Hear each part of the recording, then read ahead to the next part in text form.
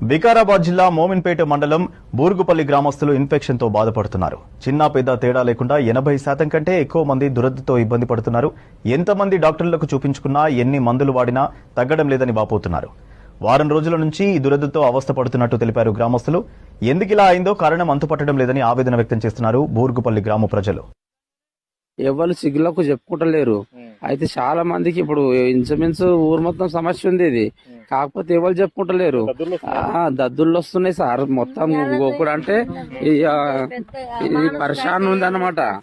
ఎట్లుందంటే ఇక ఇట్లా గోకుడు ఇక నేను ప్రైవేట్ హాస్పిటల్లో చూపెట్టుకున్నా, దీనికి ట్రీట్మెంట్స్ వాడుతున్నా ప్రైవేట్ లో చూపెట్టుకొని. ఒక్కొక్కరికి ఎర్రగా అయిపోయినాయి అక్కడ గల్లి కోతి మొత్తం. దుద్దులు వస్తున్నాయా? ఎర్రగా రక్తాలు కూడా కారుతున్నాయి. ఆ టీచర్ కూడా నాకు కూడా ఇట్లా అవుతుంది. మీ ఊళ్ళో తిరుగునేందుకు అని కూడా వాటే టీచర్ వస్తున్నారు. వాళ్ళు వచ్చారు తప్ప డ్యూటీలు ఊరుకుంటారు డ్యూటీలు.